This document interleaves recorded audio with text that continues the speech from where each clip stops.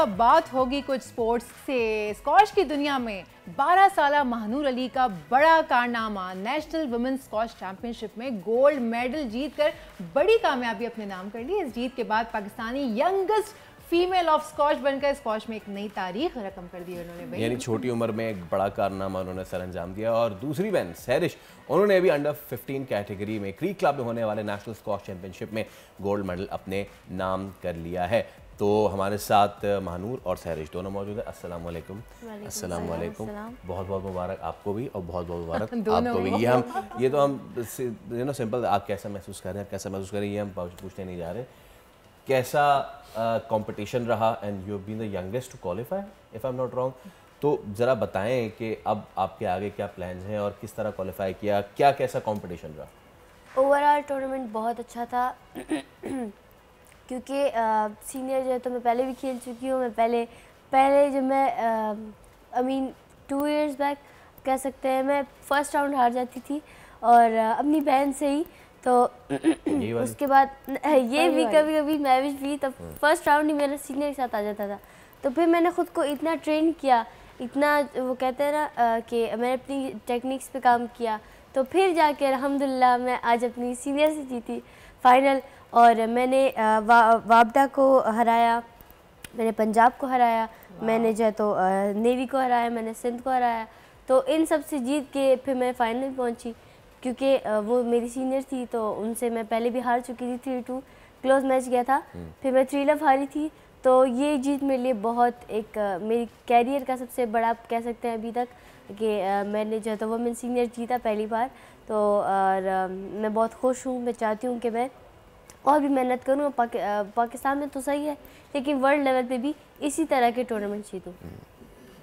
आप भी बताइए भाई, आपने क्या किस तरह वो मेडल ली? आपने भी कुछ टेक्निक्स के ऊपर काम किया और फिर जैसे उन्होंने प्लान किया हुआ, तब ने कहा अब नहीं छोड़ूंगी सामने वाले को। मैं तो वैसे ही भी नेशनल अंडर 15 नंबर 1 थी, तो ये मेरा 5th टाइटल था अंडर 15 में। और मैंने भी सीनियर खेला था और मैं जो मानूर ने जिससे फाइनल जीता था उसी से मैं हार गई थी सेकंड राउंड सीनियर्स में। अच्छा, वैसे ये होता होगा ना कि आप आपस में तीनों बहनें जो हैं, कोई किसी को हरा दे तो अब अगला कोई आके उसका बदला ले ले, ये इस तरह की घर में इस तरह डिस्कशन होती है? हम लोग फिर जो मैच होता है वो बहुत क्या कहते हैं मोटिवेशन के साथ और बहुत गुस्से में खेलते हैं, ताकि क्योंकि उससे वो कंडक्ट मैच हो गया था, कुछ मसले भी हो गए थे। तो मैंने कहा अब कुछ भी हो जाए, मैंने फाइनल तक पहुंचना है और मैंने उसी लड़की को हराना है, मैंने जीतना है। ओके, अच्छा यार सैरिश, मुझे ये बताइए कि हम ये कहते हैं कि हर जो स्पोर्ट्स हमारे हैं उसको प्रमोट होना चाहिए। थोड़ा सा हमें लोगों को बताना ये भी चाहिए कि अपॉर्चुनिटीज़ कैसे आती हैं। देखें, आपके वालिद माशाल्लाह से उन्होंने आइडेंटिफाई किया, उन्होंने फिर आपको मुख्तलिफ़ जगहों पे ट्रेन भी किया, कोच भी किया, ले के भी गए सारी चीज़ें। अब फ़र्ज़ करें घर में बच्चा बैठ के देख रहा है, उसके वालिदैन बैठ के देख रहे हैं, तो कराची में अगर कोई अंडर 10 से, चले अंडर 10 तो मैं बहुत छोटा बोला, अंडर 15 से कहीं शुरू करना चाहे, कौन कौन से वो हमारे पास प्रैक्टिस अरीनाज हैं, कौन कौन से इदारे हैं कि जहाँ पे जाके आप अपने खेल का आगाज़ कर सकते हैं? वैसे तो बहुत कम है, जो बहुत सारे प्राइवेट क्लब्स हैं और मतलब पब्लिक जो हर कोई उसमें खेल सकता है वो बहुत ज़्यादा कम है। लेकिन NCC नेशनल कोचिंग सेंटर इधर स्टेडियम के सामने वाला, जी, उधर खेल सकते हैं। और जो स्टार्ट करना चाहे, मतलब वैसे तो प्राइवेट क्लब्स में ही खेल सकते हैं क्योंकि इन क्लब्स में बहुत मुश्किल से प्लेयर को जगह मिलती है, लेकिन स्टार्ट करना चाहे तो वो इस क्लब से स्टार्ट कर NCC से कर सकता है। कितना महंगा ये मुझे आप बता सकती हैं कि आपका जो शू से लेके एक शू से लेके और आपके रैकेट तक क्या प्राइस आती हैं सबकी? असल में मैं आपको एग्जैक्ट नहीं बता सकती क्योंकि हम सब बाबा मैनेज करते हैं, अंदाज़न वही।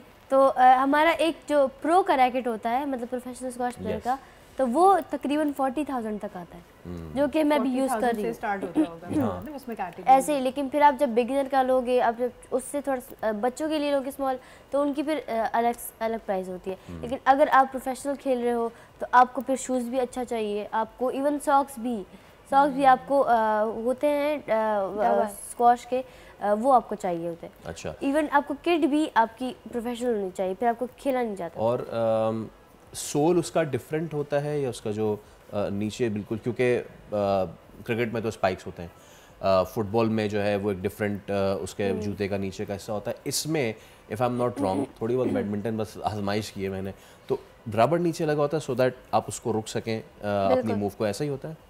रबड़ लगा होता है ताकि स्लिप ना हो, स्किड ना हो। येलो सोल शूज़ होते हैं, येलो सोल, उसको येलो सोल शूज येलो कहते हैं। Sole shoes. अच्छा, तो वो भी तो एक्सपेंसिव ही होते हाँ, होंगे ना, वो क्योंकि वो स्पेसिफिकली स्कॉश के लिए Yes, यूटिलाइज ऐसा होते ही हैं, है, तो फिर है ना। तकरीबन वो भी 30 से 35 से 40 30 से 35 के तो आजकल आम जूते जो अच्छे जूते होते हैं, ये तो स्पोर्ट्स वाले होते हैं, इनके तो प्राइस बहुत हाई है। एब्सोल्युटली। मैंने खुद जाके चेक किया था, तो मैंने जब मुझे पता चला। अच्छा, ये आपने बताएं कौन सी चैंपियनशिप में हिस्सा मैंने लिया? बहुत सारी चैंपियनशिप्स की है। उसमें गोल्ड मिला आपको? मैंने खुद ही खरीद लिया फिर। अच्छा, ये अच्छा है, आप जीते नहीं तो खुद ही गोल्ड खरीदा। Please go on with your question please. मैं पूछ रही थी कि आप 2 बहनें ना, माशाल्लाह, और भी बहनें हैं, उन्होंने महविश और बड़ी वाली। महविश है सबसे बड़ी वाली कहाँ है? और सबसे छोटी वाली, तो महविश आज कहाँ है? उन्होंने कुछ जीतने के लिए कुछ गई हुई है? महविश अभी जो है तो प्रोफेशनल स्क्वाश जो आप कहते हैं पीएस है, वो खेलने, उसके टूर्नामेंट्स खेलने गई है, यूएस में है, तो वहाँ पे ट्रेनिंग भी कर रही है। और ये सब जो है तो हमें सपोर्ट इसके लिए बार्ट फाउंडेशन कर रहा है, जिनके मैं बहुत शुक्रिया अदा करना चाहूँगी।